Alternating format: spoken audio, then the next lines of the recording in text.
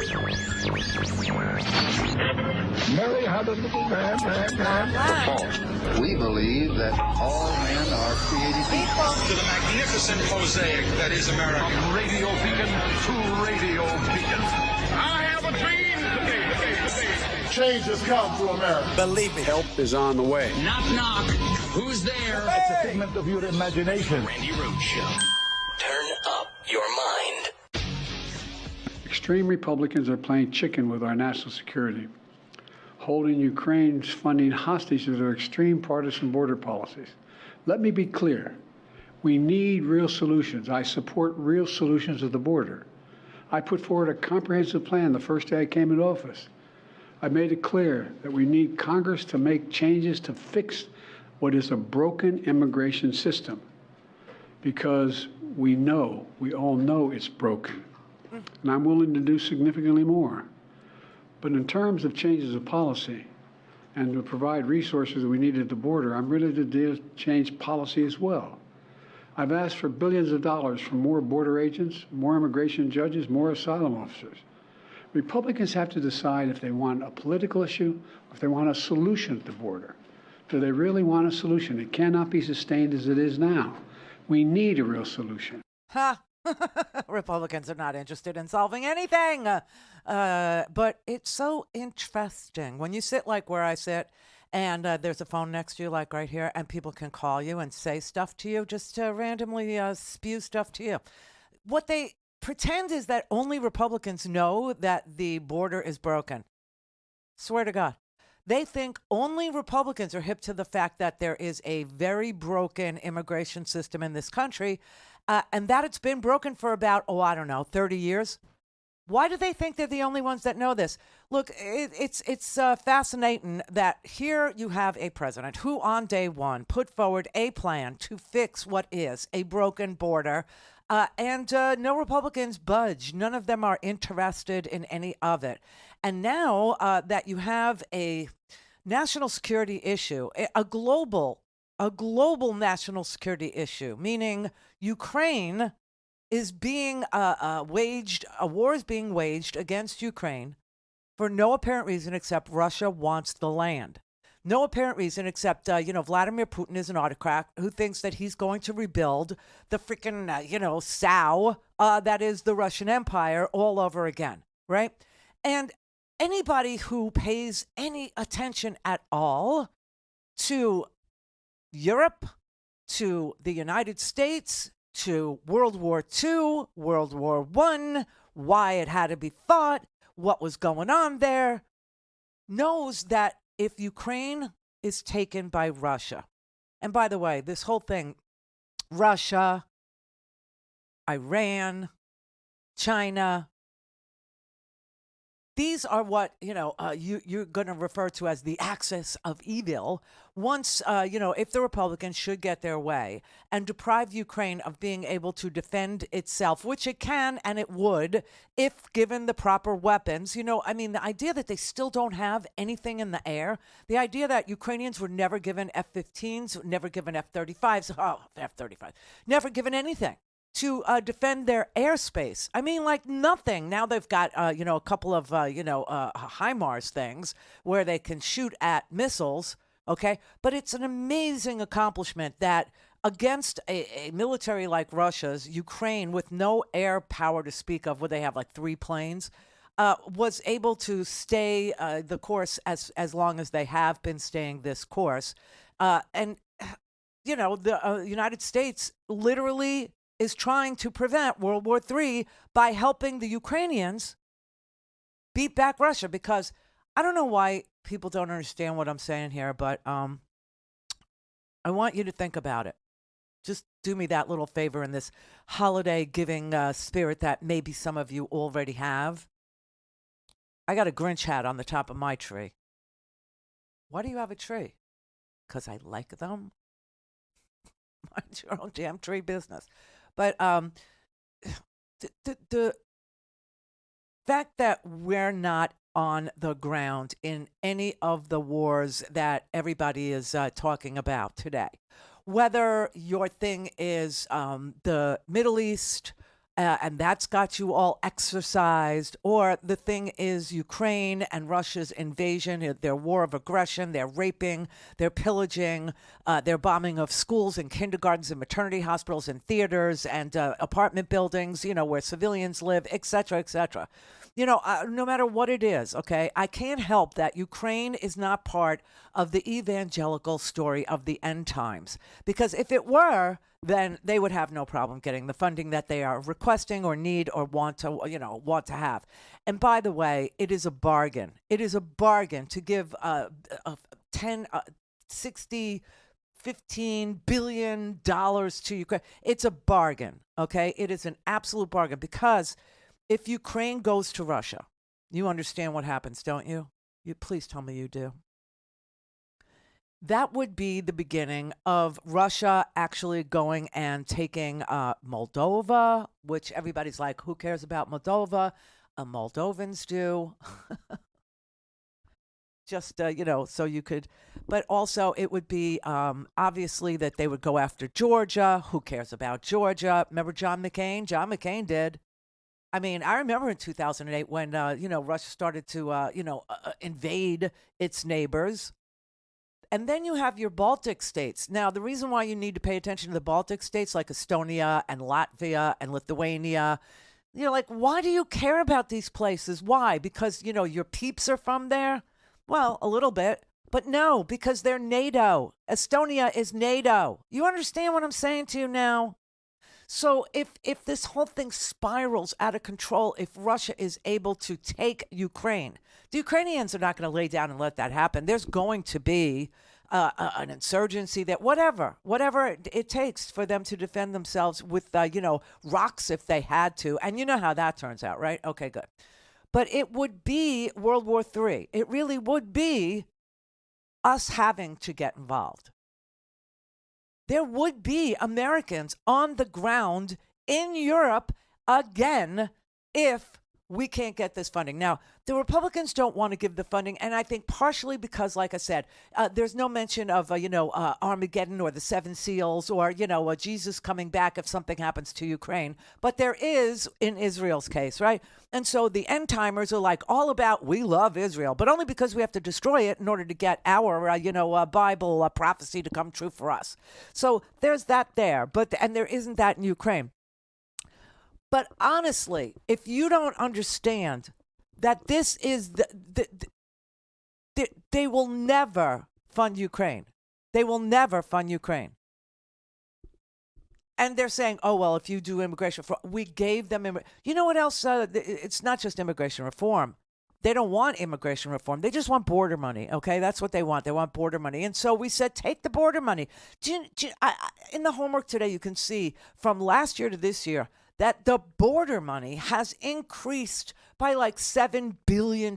So the border money, we're up to like $110 billion spent on the border. $110 billion. You know how many walls you could have built? $110 million if that would have worked. It didn't work for Israel. They had a wall, remember? Wall. Didn't, they paraglided, right? They paraglided. They bombed. They took down the wall. Fencing didn't help. Everything was bulldozed. It's just like, it's not going to work. You need policy. They're not interested in talking about the policy. They're not interested in solving this problem because they understand what happens when the dog catches the car, right? Now you got a woman in Texas. This is the Roe v. Wade dog catching the car thing, right? So the dog caught the car, and now you got women in Texas that are literally suing the government for the right to terminate a pregnancy because there's this weird chromosome 18, Edwards disease, I believe it's called. And either the baby's going to die, the woman's going to die, or they're both going to die. And this woman is like, I don't want to die for no white man, okay? And she can't find anyone to help her terminate her pregnancy because everyone's so afraid of going to jail in Republican land. So they know what it is when the dog catches the car. If they fix the border, how are they going to get you all full of hate again? So they don't want to.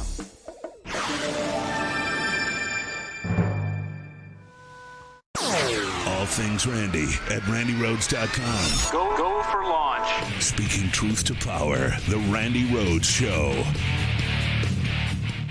Russian forces are committing war crimes. It's as simple as that. It's stunning. Who is prepared to walk away from holding Putin accountable for this behavior? Who among us is really prepared to do that? You know, for the better part of 2 years, the brave people of Ukraine have denied Russia a victory on the battlefield. They've defeated Vladimir Putin's ambition to dominate Ukraine.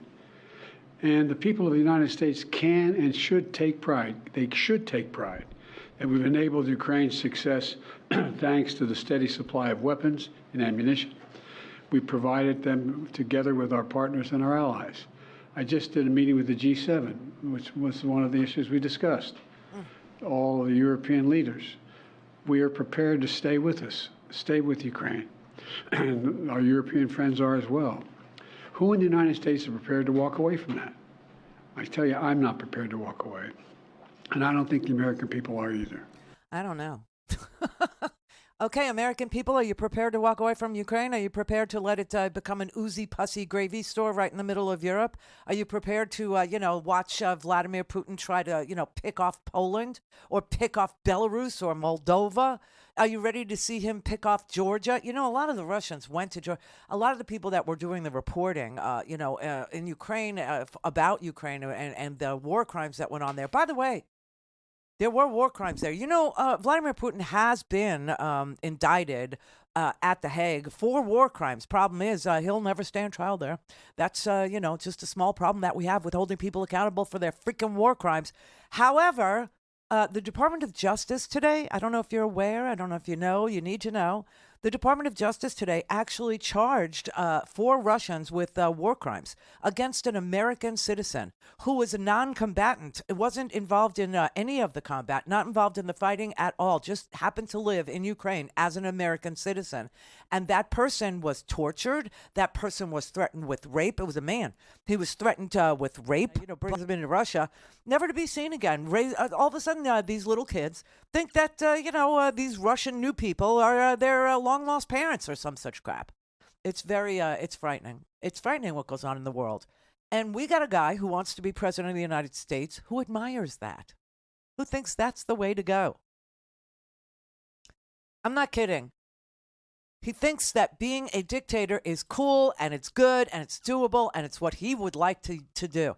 In fact, it's so prominent in everyone's thinking that even his dear close media friends like Sean Hannity and stuff, okay, they thought that they would be asking him a very straightforward, easy no question, easy to deny question, easy to say, are you out of your mind question.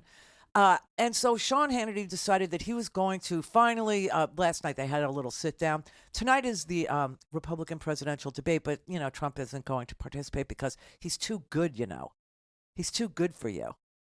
He shouldn't soil himself or his schedule or his calendar, with, hanging out with the riffraff. So if Nikki Haley, his UN ambassador, is riffraff, if, Chris Christie, who he was considering to be the Attorney General of the United States, is riffraff, can you imagine what he thinks about you, West Virginia? Can you imagine what he thinks about you, South Ohio, Appalachia? Can you? Just saying. He doesn't want to, darken his door with his presence, at their disgusting little, second-class debate. So he's not going. But, it'll be Vivek. It'll be Nikki, Chris, Christy, and Ron. They're all going to get together in Tuscaloosa, no less, okay? In Tuscaloosa, Alabama. And it'll be broadcast on the CW, not kidding, and Rumble. Hosted by Megyn Kelly. Oh, my God.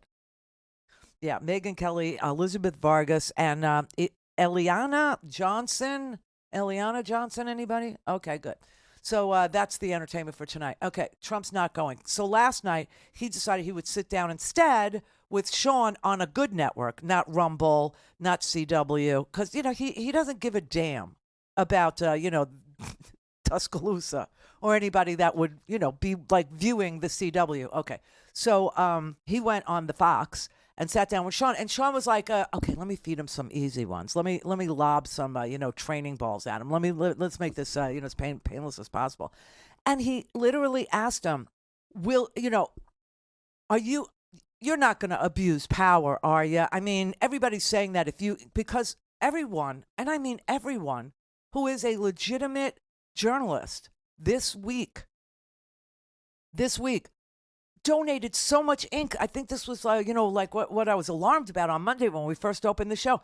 I could not believe how many articles there were warning you about what a second Trump term would include.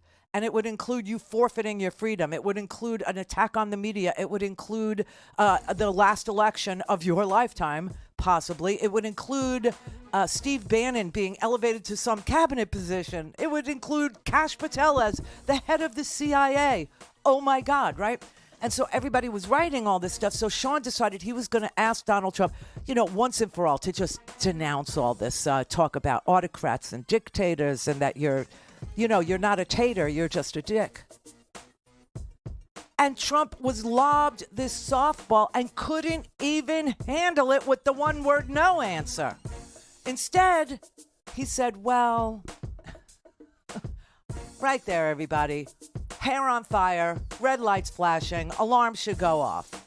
Do you know when your answer to are you going to be a dictator isn't no, and you're running for president of the United States? Clear. Call in, connect. To speak to Randi, call 561-270-3844. 561-270-3844. Oh, active shooter at UNLV. Yeah, on the campus, active shooter. All right, we digress. That is today's normal news, an active shooter somewhere in the United States of America. But here we have big fish to fry, okay? We do. So this is Wednesday, the third day of the Free Speech TV Winter Pledge Drive. Yes, winter is what it is. It's actually a little chilly here in Florida. I'm starting to feel the winter, thing. A little chilly. Should be down to 55 tonight, everybody. 55. You can get your boots out. No, not the shearling ones or anything, but, like the leather ones with it's good. It's good. So it's the winter pledge drive, and I'm starting to feel it. I'm starting to feel it good. And what we need for you to do today is to show your support for independent media by donating to our viewer-supported network, our national TV network, by calling 877-378-8669. You can use any of the payment methods that you love to use. Of course, they're all welcome here. You can use the QR code right there. If you'd like to, use your phone and scan and make a donation that way, you can visit us at freespeech.org, of course. And you can text to 44321, 44321, the letters FSTV, and we'll send you a secure link. Apparently, our donors are loving our shows. And if that's true, then you need to put your money where my mouth is. Some of the comments that were sent to me from the people in Denver yesterday, while you were talking to them, they decided to tell us what you were saying. And one of them, Doug in Idaho. Oh, my God. Thank you, Doug. He said, I watch or listen to FSTV all morning. I wake up, I listen to Stephanie Miller because she tickles my heart.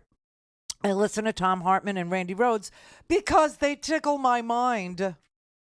Where exactly is your mind, Doug? That's Doug in Idaho.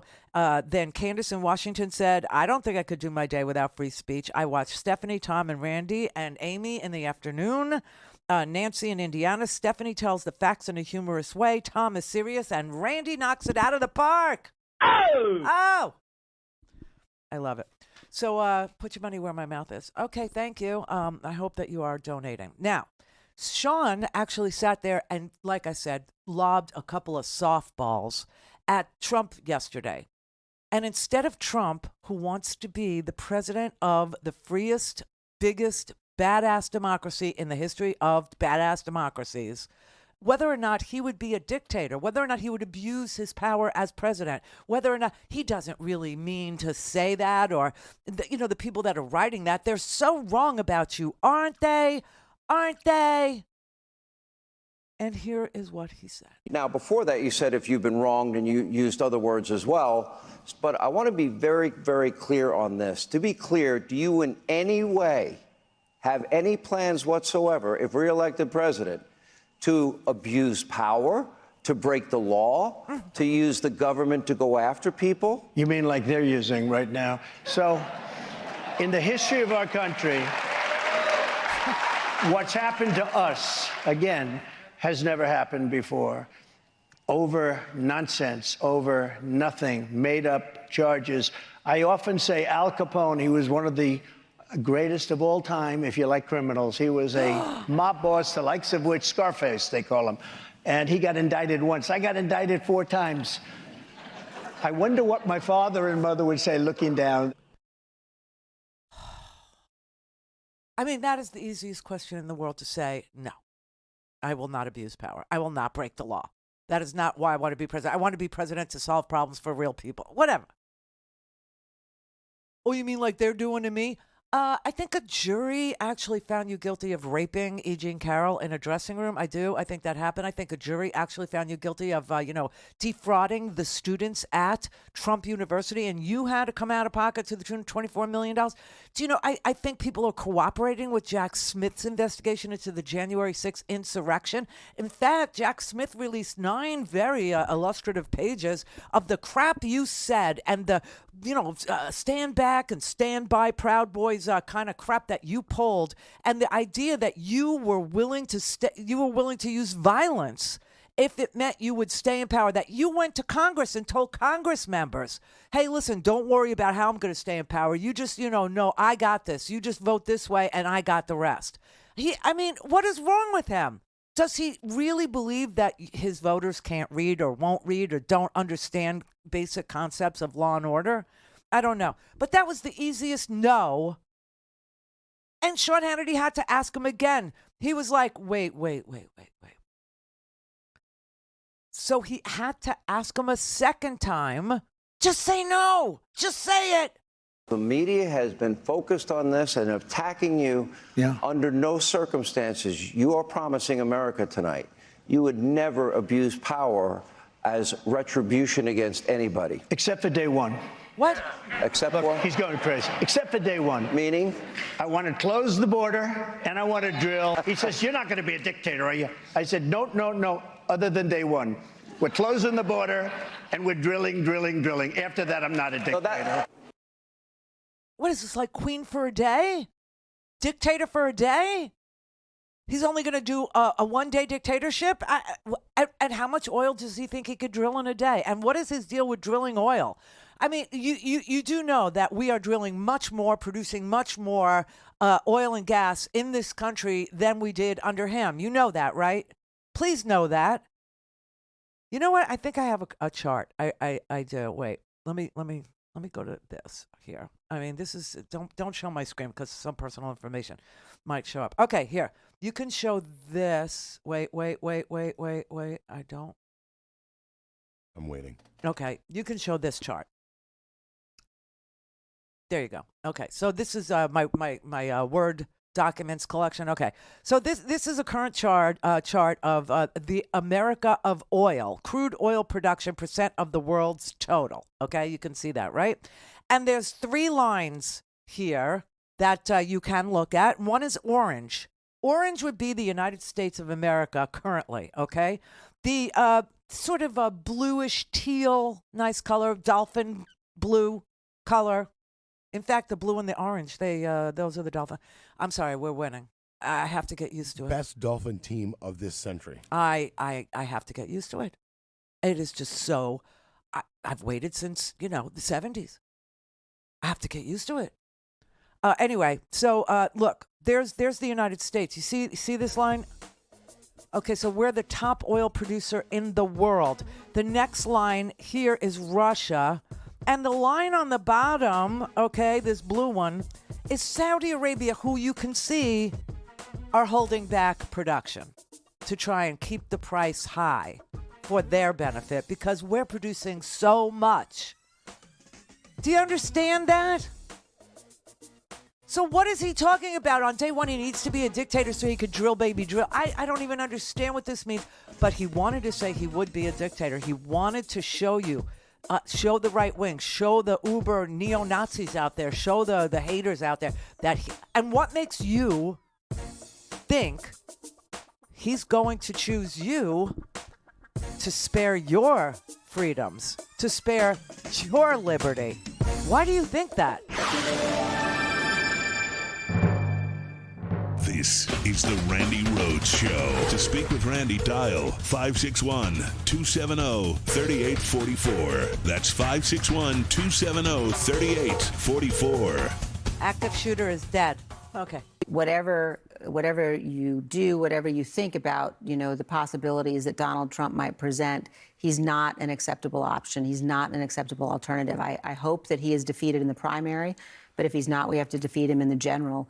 And people need to take seriously and literally what he's saying, which is that he would, in fact, unravel our democracy, potentially terminate the Constitution. It's a risk we can't take. I mean, she's not going to stop telling you. She isn't. She will never stop telling you to take him seriously, to listen to what he says, to understand when he says that he would be a dictator for at least a day, like queen for a day or whatever. He ain't going to, like give out dishwashing machines. He's not going to give out refrigerators. He's going to actually, I don't know, tell corporate America that they can drill in your backyard. I don't know what the hell he's talking about. He wants to drill on day one. I honestly do not understand. And closing the border, been there, done that. You do know that, right? Ronald Reagan tried to close the border. Richard Nixon tried to close the border, all in service of their drug war. Well, I'm glad they solved our drug problem here in the United States. They did solve it, didn't they? I mean, they closed the border, and so there are no more drugs in the United States that come through from Mexico, right? Right? I mean, come on. Mike in California. Hi, Randy. Hello. I'm just calling to say we did have a border policy that was working, and Ronald Reagan ended it. And the policy was if you hired an illegal, you'd go to jail. What's wrong with that? Well, I don't think any of it worked. I don't think anything that we've ever done actually ever works. And the reason why it doesn't ever work is because as long as you have a neighbor to the south, okay, where things are not great, they are going to want to leave the South and come here. And I don't care what you, try to dissuade them with, jail or separating kids, or they're still going to try for a better life. And they're going to come from Central America if they're not going to come from Mexico. And if they're not going to come from Central America, then they're going to come from South America. And if there's problems in Venezuela, in South America, then that's where they'll be coming from. And if there's problems in Argentina and people are disappearing, then that's where they'll come from. And if there's problem in China because they're putting people in camps there, then people are going to come from China. So unless you follow Donald Trump's thinking and we become as heinous and as bad for people as China, as Mexico, as Nicaragua, Honduras, El Salvador, as violent as they are or as unlivable and unhospitable that those countries are, unless we actually, lower ourselves to that level, people will always want to come here. Okay, but where did your people come from? Norway. Okay, so why would you immigrate from Norway to the United States? Well, I didn't, but my grandmother did. Okay, why did they make that choice? Things weren't so good at that time, I guess.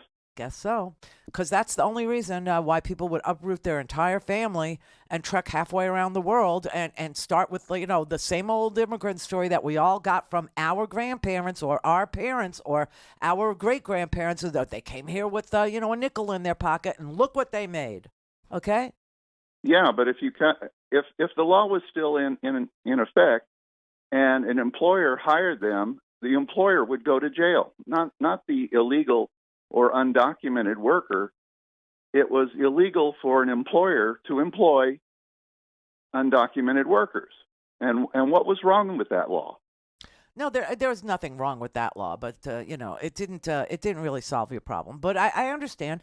We're supposed to have E-Verify, right? We're supposed to actually force employers to do checks and make sure that who they're hiring is has a green card, or who they're hiring has a work permit, or whoever they're hiring isn't here illegally, or who they're hiring can pass a background check on E-Verify's system.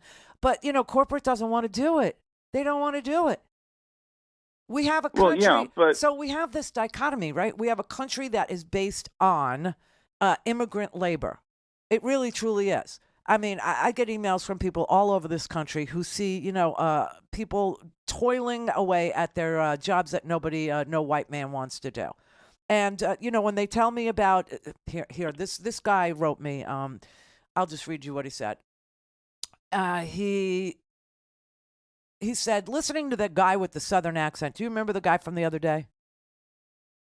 I don't know. No. Okay. So he said, listening to that guy with the Southern accent from North Carolina complain about the border made me think back to my experience with undocumented workers. I once worked for a big commercial flower nursery. I was there for about 2 years when my boss needed me to go to the back of the huge greenhouses. I was a driver, so I spent most of my time up front loading, etc. But once back there, a group of 10 Mexicans, I think, dressed in white hazmat outfits, came out to help me load boxes into carts. I noticed they all had welts on their skin. I would think from contact with the huge steam boilers back there. My point is that in the 2 years I worked there, these guys who were doing all the dirty work were there the whole time working, literally in the shadows. Okay, and here's another one. When my company needed to repave a driveway, the American company never returned my call. A company run by undocumented workers came right away, did a great job. And when I have to have body work done on my car, undocumented perform the work. Okay, and then you have, people, the company that does all my landscaping, Mexican/Latino. Do you know what the last thing I said today when I pulled out of my garage today to come to work? I said, hola, ¿cómo estás? And the guy said, todo bien. And guess what he was doing? He was spraying my driveway. This is our economy, you understand? Yeah. So I don't understand how your thing about, making the employers, pay the price is going to stop it. It never did. It never will. It is a step in the right direction as far as if you don't want people in slaughterhouses, if you don't want 16-year-olds cleaning up, blood and guts at night after school, then that would be, a thing. But we have E-Verify, and nobody wants to use it. Well, I was just trying to make the argument. We had a policy, and the Republican Party shot it down. No, but we still have that policy is what I'm trying to tell you. Okay. So I don't know. I don't know what it is that I'm trying to, actually figure out what would actually solve our border problem. And the only thing that would solve our border problem is intervention in a positive way in countries that you can't live in. Do you know what I mean? Yeah. And right now, Panama and whatever country is north Panama's of them fine. is having a huge drought. So I'm sure there's going to be another wave coming to our shores because of all the countries they could come to, we offer the most benefit. What benefits? The most goodies. We don't offer goodies to immigrants that aren't. Well, the weather is nicer than Panama. The weather. First of all, Panama is not a place where you see a lot of people leaving. You just don't. You don't see people leaving from Panama. You don't see people leaving from Costa Rica. Okay, you just don't. Yeah. If they have a huge drought, they might. No, they won't. Well, I'm a fan of your show. Well, thank you. Nice talking to you. Okay, I don't understand. So, the only time I think we ever had a border that worked for all of us was during, I'm going to say, the Dust Bowl. I don't know how else to say it, but back then when people could come here, work, and go home at the end of a season or go home and freely travel back and forth, it just doesn't seem to me like it was such a humongous problem. But it does seem to me that every time we get a president whose solution to immigration is to close the border with our second largest trading partner. And knowing that we have an economy that is completely dependent on immigrant labor, always has been. Always has been. Whatever the immigration at the time was, whether it was Italian immigrants, whether it was European immigrants, whether it was Irish immigrants, whether it was African immigrants from Senegal and Bangladesh, who are they're all still here. They're driving, in New York. They do all kinds of tile work. They do all kinds of construction work. They do all kinds of food carts. They do all.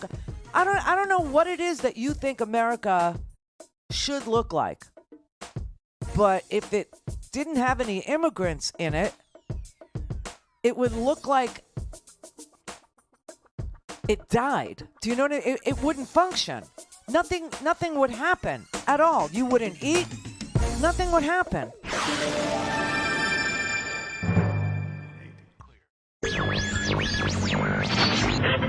Mary had a little man.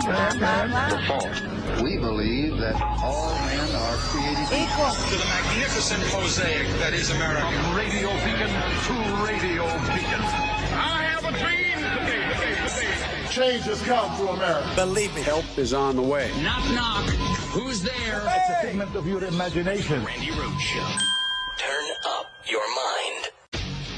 In a document made public today, prosecutors with special counsel Jack Smith's office said they want to make Trump's previous lies about election fraud part of their case. Quote, the defendant's false claims about the 2012 and 2016 elections are admissible because they demonstrate the defendant's common plan of falsely blaming fraud for election results he does not like, as well as his motive, intent, and plan to obstruct the certification of the 2020 election results and illegitimately retain power. Smith's prosecutors also write, quote, the government plans to introduce evidence at trial showing that in the years since the January 6th attack on the Capitol, the defendant has openly and proudly supported individuals who criminally participated in obstructing congressional certification that day, including by suggesting that he will pardon them if reelected, even as he has conceded that he had the ability to influence their actions during the attack. What's interesting here is that in many ways, Trump's planned legal arguments are kind of an affirmation of that last point from Jack Smith, right? They are indisputably part of a years-long campaign by Trump to defend and to excuse the violent and criminal insurrectionists who stormed the Capitol on January 6th. Yes, and so this is just a motion to admit evidence. That is what everybody is breathlessly reporting about, that Jack Smith had presented to the judge. It's 9 pages. I put it in the homework today if you'd like to read the 9 pages of things that Jack Smith is trying to get admitted into evidence in the March 4th, January 6th, Washington, D.C. federal case against Donald J. Trump. Now, what's really amazing is the amount of information that was included in this motion to admit. And the idea that, campaign employees were encouraging rioting and that this is a conspiracy charge, meaning each and every cog in the wheel of Donald Trump's conspiracy to not certify the results of a free and fair election in this country includes every single cog in the wheel. And so if this campaign employee is now cooperating with Jack Smith and indicating that they were encouraging rioting and other methods of obstruction of certification, as soon as they learned that the vote count was trending away from Donald Trump and toward Joe Biden as being the winner here, and that they were mobilizing riots in various places,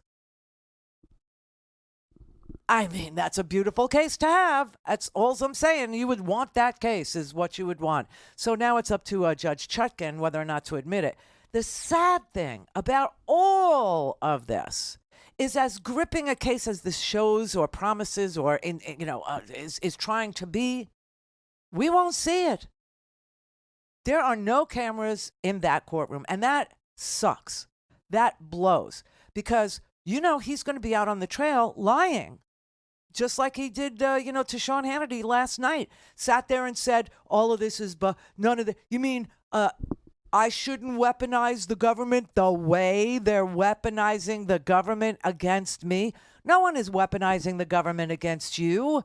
You weaponized your voters against the government. That's the crime. But you see how he's able to take the obvious recorded January 6th insurrection, the violence that we saw with our own two eyeballs, and twist it and turn it into something you don't even remember happening because it didn't.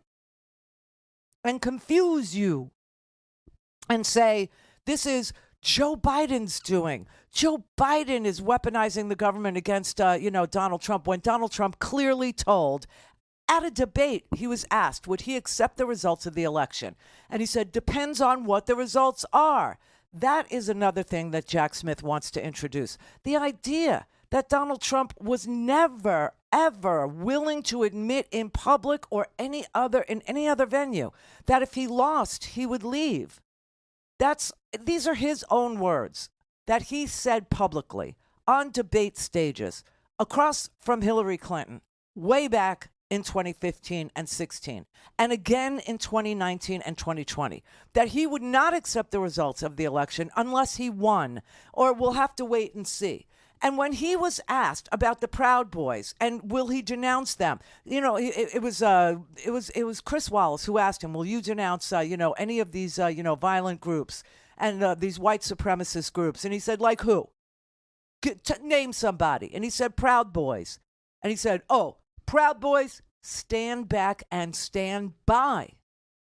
And in the end, it was the Proud Boys who were standing back and standing by and waiting for his order to actually go in and trash the freaking Capitol. And now Enrique Tarrio is, serving like 20 years in prison. The Oath Keepers, too.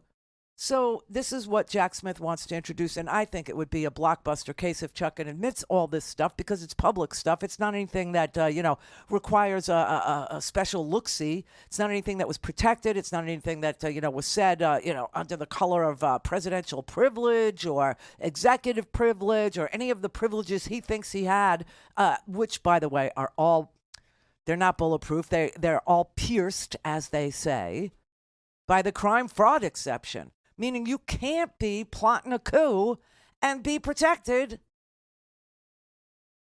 under any executive privilege, under any privilege that exists in this world, under attorney-client privilege. You can't. You conspire with your attorney to commit a fraud. You conspire with your attorney to commit a crime of violence especially, or a crime of insurrection, a crime against your own country. There is no attorney-client privilege. It's pierced. You can't do that. And, everybody that listens to this show, you've known this forever. It's not news. But obviously, we're not going to see this trial. And that freaks me out, that there will be a trial in March of this year. April, May, June, July, August, September, October, November, 8 months ahead of the election, and we won't see it. We won't see it. How is that a thing in the freest country in the world? How is that a thing?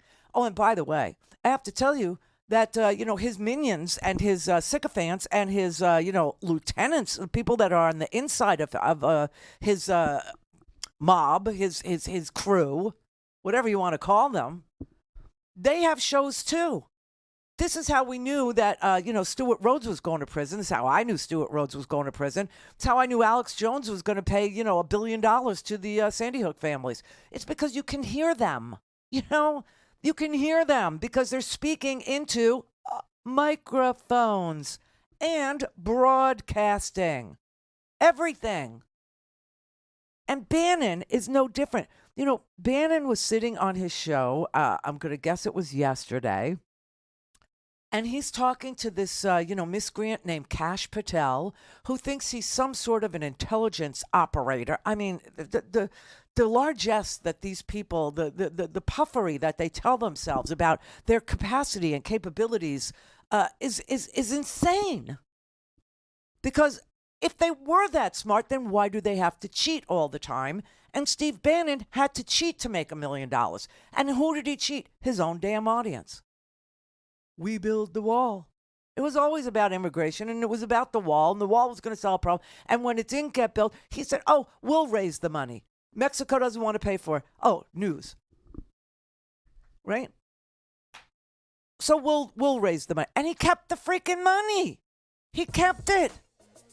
But Bannon was on, I mean, they're on this platform that the debate is going to be on tonight. I mean, talk about debasement of these candidates. Talk about second-class election wannabes, never will be's.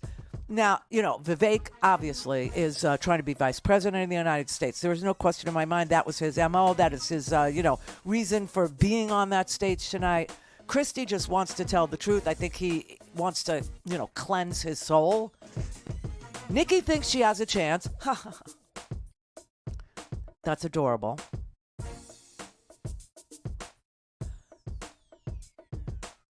And who else is there? I forget. Ron. I don't know. Ron. His wife is probably threatening him if he comes home without it, she'll never put out again. I don't know. That's why he's probably going.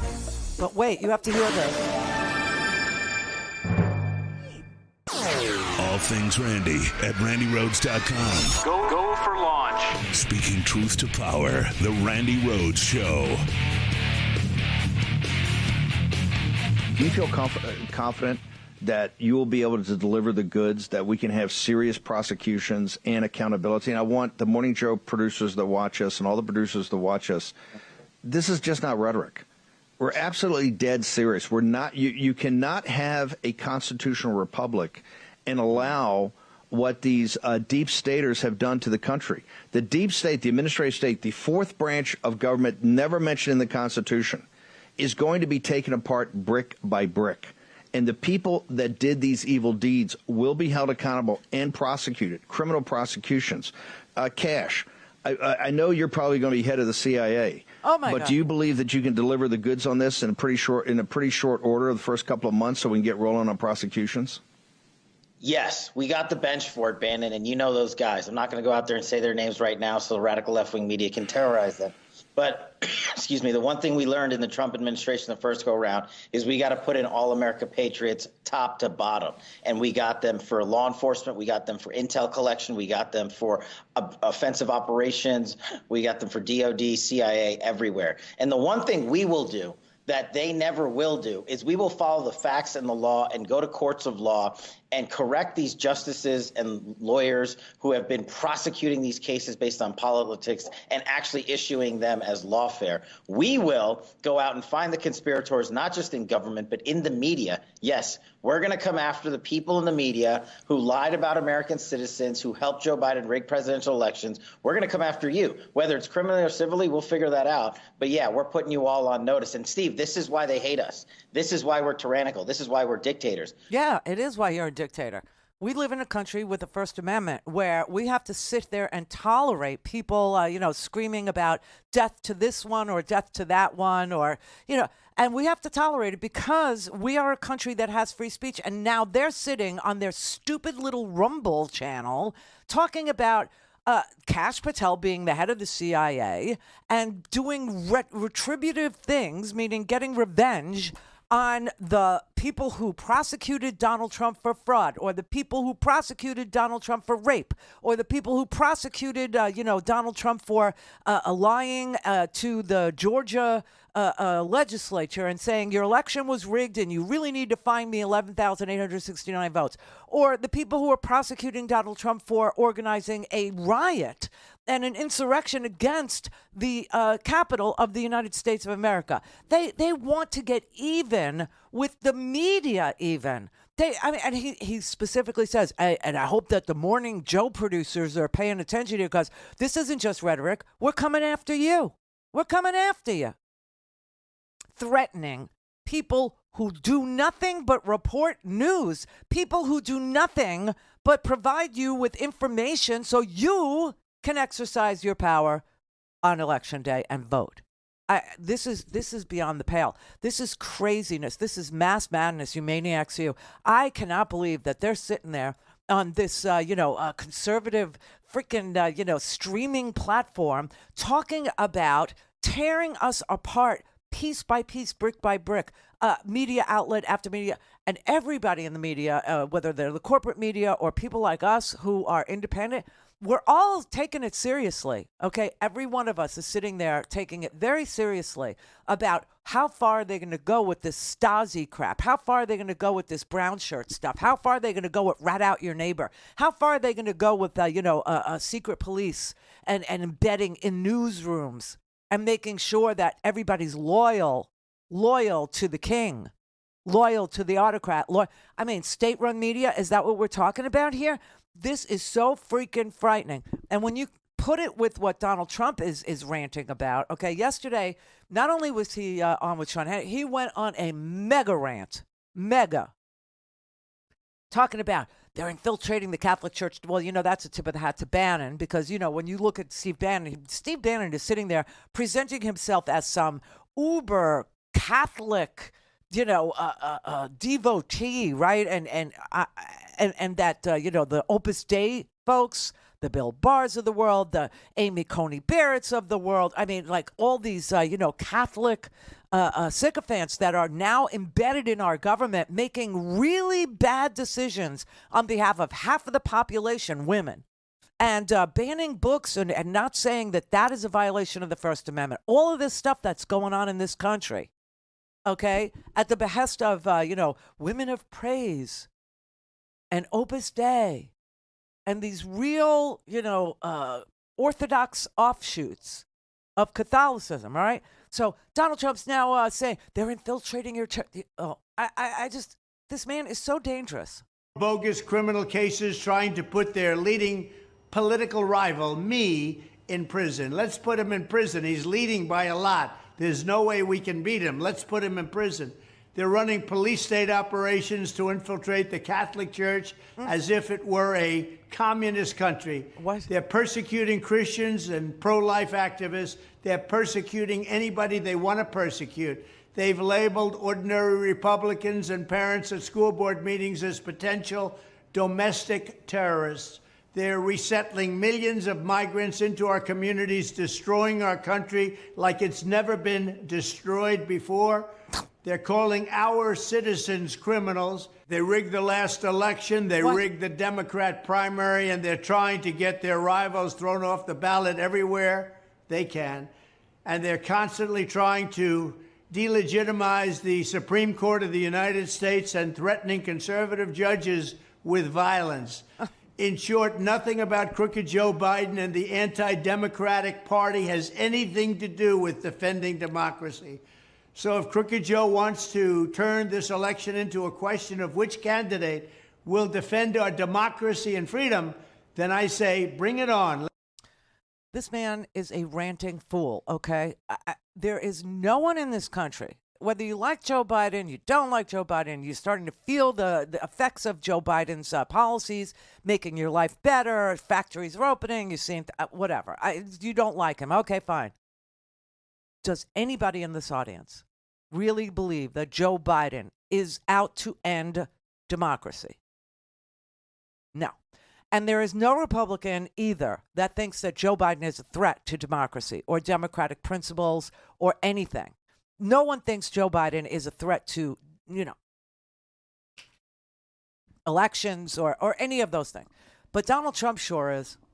And the people that are choosing him because they're counting on him being a dictator.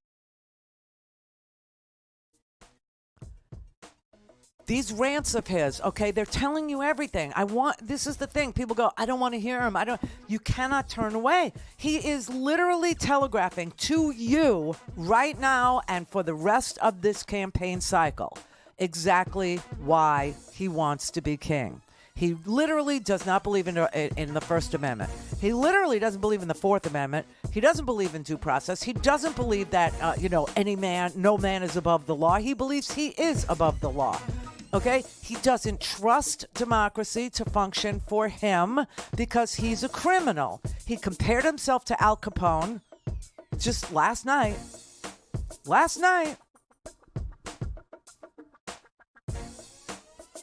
He isn't a person that believes in America. This is the Randi Rhodes Show. To speak with Randi, dial 561-270-3844. That's 561-270-3844.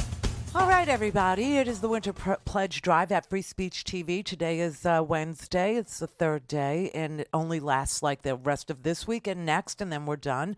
So please donate now at 1-877-378-8669 if you value independent media. See the QR code there on your screen? You can use that. Just hold it up your phone, and it'll take you to freespeech.org, where you can make a secure donation, or type in freespeech.org if you're in the mood to surf the web and get there that way. Or you can text us, FSTV. Put those letters in to 44321. 44321, enter FSTV, and we'll send you a secure link. And you can make your one-time donation, your recurring donation, whatever you feel comfortable with. Please don't make yourself uncomfortable. But if you would like to join some of the happy people that actually do put their money where our mouths are, you will be, totally thanked, and we will be extremely grateful to you. Somebody wrote, Adrian in California wrote, I'm just trying to put my money where my politics are. That's a really great way to put it, Adrian. That's kind of, wish I could have thought of that. But FSTV is a real gift. I'm getting more than I am giving. That's nice. That's Michael in California. It's an amazing channel. It's profoundly educational. Alice in Colorado said, I'm impressed with the information. It's so helpful and informative, and I'm proud to support this network. And we're proud of you for doing so. So thank you very much, Alice. Scott in Oregon. Hi. Hey. Yeah. Yeah.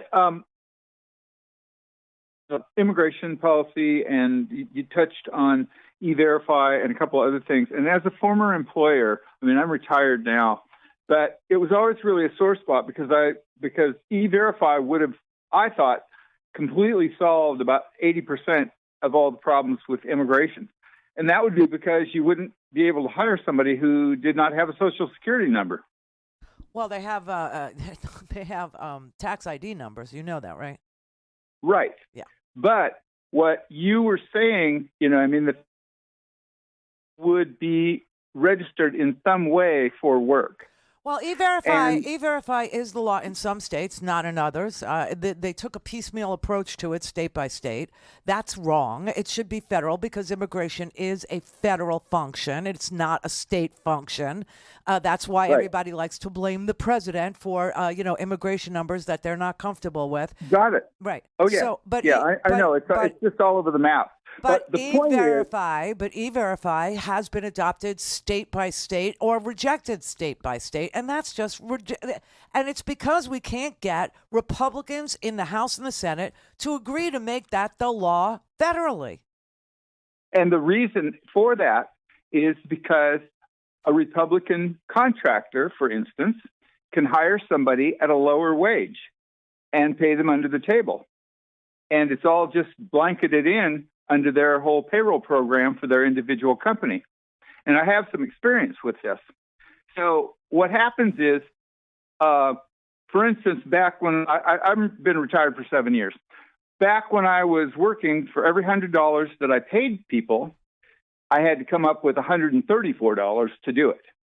And that's not that's for Medicare, Social Security, workman's compensation, unemployment insurance, everything. Well, what's the law? What's the law in Oregon with regard to E-Verify? You don't have to use it. You don't. Yeah, it's not there, and which is weird because Oregon is pretty progressive. Yeah. In stuff like that, and the workman's comp rate is fairly equitable. I've had a couple of employees over the years. I was in business for 31 years. I had a couple of injuries, and those people were covered. So it was a pretty good program. But the thing is that what you were mentioning was that you were having work done by people who just showed up right away and would do the work. No, I was reading emails from people. Oh. Yes. Oh, I'm sorry. Yes. I thought you were saying that it was, because the thing is when you hire somebody who's I under the wasn't table, saying that. you're It was me. undermining the I whole. was reading you emails from people who were trying to explain to, a caller who called the other day, just like so dumb and stupid, and saying that, he hates immigration. He lived in North Carolina. I asked him, why do you care about immigration if you're in North Carolina? And he said, because I love my country. And I tried to explain to him that the immigrants in this country make his country lovable, meaning they do the work that a lot of people won't do. And then I got a whole host of emails from all across the country from people telling me their stories of encountering people that were doing really nasty, ugly work. One guy was talking about the flower producer, right? And how the hazmat suits. And so I was reading emails. Oh, okay. Okay. Well, enjoy your show. Thank you. Okay, I have no idea what your point was. But I will tell you that E-Verify is not federally mandated, and from state to, I could tell you, Florida, I think at the end of 2023, the end of this year, everybody is supposed to use E-Verify if they're an employer, and I think the penalty might be losing some tax benefit. This is the crazy part. Everybody wants to bitch and moan about, the federal government not enforcing our borders, and we don't want to help Ukraine, which is literally saving us money from having to, go fight Russia, which is really what the result would be if Ukraine fell. But because they want to put that money on the border, which is crazy because we spend over $100 billion a year, every year on the border, and we still have people that are here waiting for asylum hearings. So Joe Biden put together a package that would increase the number of asylum judges, would raise the threshold for asylum seekers, meaning this is what I really, think would have a very big impact on a lot of what's going on at the border when people understand that they can make a claim of asylum, just saying that they're in fear of their lives, and, then they get, the ability to stay in the country pending their hearing, which can't happen for years because we don't have enough immigration judges. We don't have enough immigration law clerks. Right? So these people are then paroled, and they're allowed to work. Well, if you know that the problem is, or you think that the problem is that they're working, see, the guy from North Carolina thought that they were taking benefits. There are no benefits, okay? They're working, and they get tax ID numbers, TINs. So they're paying in, which is also a good benefit to you, not to them. They're not taking out. But if you wanted to stop that, then you would have to do policy reform. You would have to end parole pending waiting for years for an asylum hearing. And the way to do that is to have more people hearing the asylum claims, right? More people to hear the asylum claims.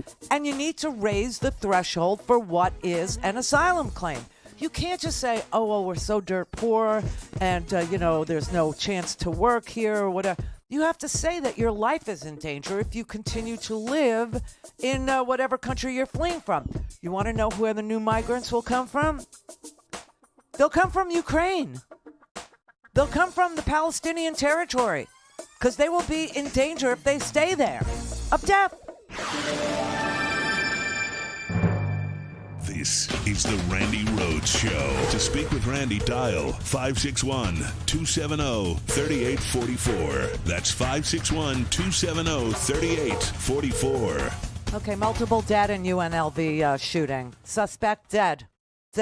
I think the January 6th committee was a partisan exercise.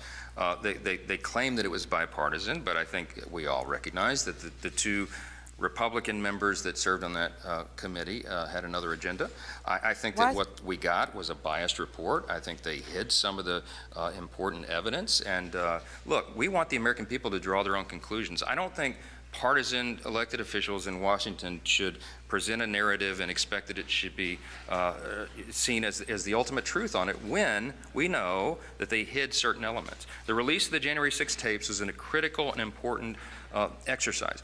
We want transparency. We should demand that the American people do. We trust, House Republicans trust the American people to draw their own conclusions. They should not be dictated by some narrative and accept that as fact. So they can review the tapes themselves. We're going through a methodical process of releasing them as quickly as we can. As you know, we have to blur some of the faces of persons who participated in the events of that day because we don't want them to be retaliated against and to be charged by the DOJ and to have other concerns and problems. So that's a slow process to get it done. The Speaker of the House of Representatives, a place where insurrectionists attacked and killed people, literally killed people, and caused the delay in the transfer of power, was not a peaceful transfer of power. For the first time in our history, we did not have a peaceful transfer of power in this country from one president to another. They literally used violence to stop the certification of a free and fair election. And the Speaker of the House, who was part of the targeting by those violent people, is blurring their faces so they don't get charged by the Department of Justice for being insurrectionists. And you don't think they're going to go after like a democracy? Okay, then. All right. Rule of law out the window. Mike Johnson said so. So his peeps had to put a statement out saying, no. He didn't mean he was going to obstruct justice in this manner. He didn't mean he was going to blur their faces so that the Department of Justice would be obstructed in identifying the people that had, yet to meet the bar of justice for participating in a violent insurrection against our United States Capitol. No.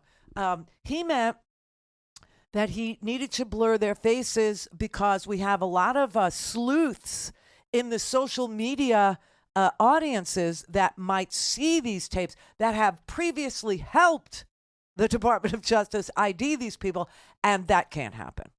What? It's the same damn thing. So I got to say, when violence occurs in the United States of America, don't look to the Republican Party to bring law and order. No. And again, today we have another mass shooting, this one at the University of Las Vegas, right? And the shooter is dead. So everybody's like, okay, so why bother talking about it? Yeah, I know. I get you. I feel you. Once the shooter's dead, I'm out too, just as an American. But, much later, after the shooter was told to be dead on the TV, to me, the TV told me he's dead. Then they said multiple victims dead, but they're not giving me a number. So I just thought you might like to know that if you're interested in law and order, yeah, I don't think the Republicans are, interested in the same thing you are. Because more guns, more gun violence, and that's the way they like it. Because insurrectionists must be protected. Their identities must be protected. Because they need to live to insurrect another day, apparently. They're going to be called on again in 2025, January 6th, 2025. But anyway, this is just like amazing. It's an amazing thing. It's just what a country we got going on here. And people are trying to figure out the immigration problem. Listen, don't build a wall is all I can say, because what we need to do is get the violent criminals out of our country, not keep them in. And the people that you're afraid of the most, they're not the ones that are doing the violence. They're just not. You got the random, drunk guy from South America who drives a car and shouldn't. And then he becomes the object of everybody's terror and hatred. And yet, something tells me that, the UNLV suspect who's been located and is now dead is not going to turn out to be an illegal. I just I don't feel it. Do you feel it? I don't feel it. Could be, but don't think so. I don't think it's one of the terrorists that Mr. North Carolina claimed was coming through the border. Oh, it could be a terrorist. I don't think it was, though. A terrorist from where, though? Was he Hamas? You tell me. Was he Hamas? Because they're terrorists, Nobody wants to hear that Hamas is terrorist. They want to be for Hamas. They want to be for the terror, okay? You know, yesterday on the way out, I played that CNN report about the rape because I got to tell you, so many things are already broken now.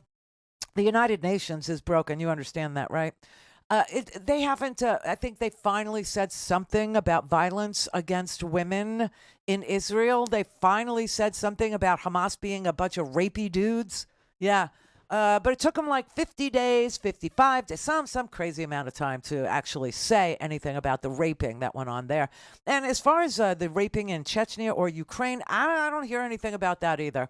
I just think it's very quiet over there in the United Nations. But that being said, so yesterday we had like it was very long. It was like a 9-minute package that CNN produced based on what the witnesses to the Hamas terror attack saw and how the police found the bodies, in what condition the bodies were.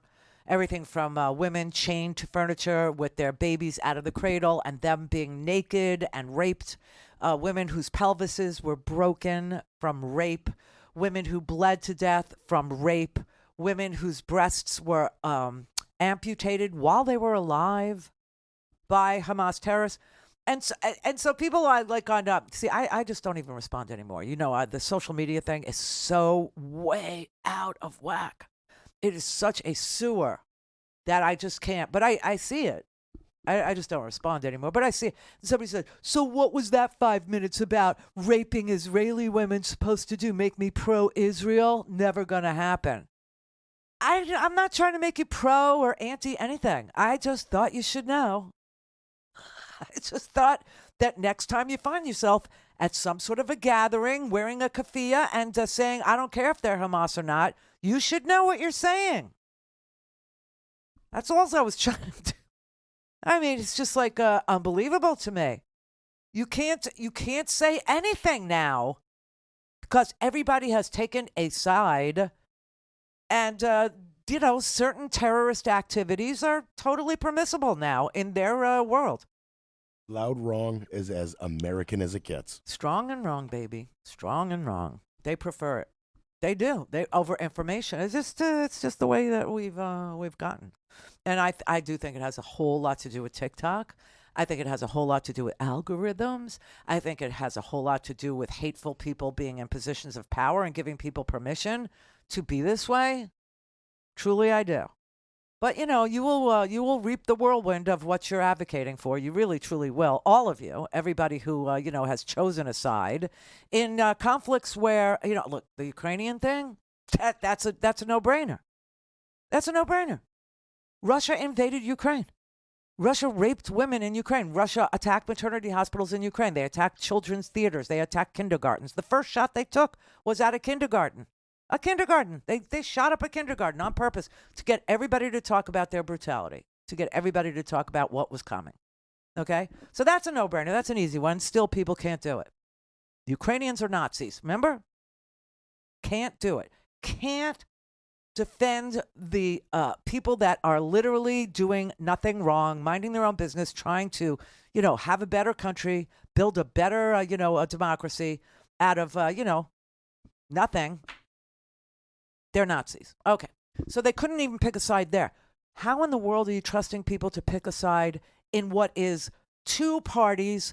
Both of them have the right of way on certain issues, and both of them are disgustingly wrong on others. I don't know. But people have already decided without information, they've got a side. And if they find themselves on the side of rapists, then so be it, And if they find themselves on the side of, people that are using dumb bombs on apartment complexes, so be it. But, yeah. So I'm waiting now. The Senate is apparently going to try and vote for aid for Ukraine, holding it hostage for immigration reform that doesn't have a prayer of working, because as long as the states get to use E-Verify, each one of them choosing for themselves, nobody's border is protected. You understand that, right? Okay, good. All righty.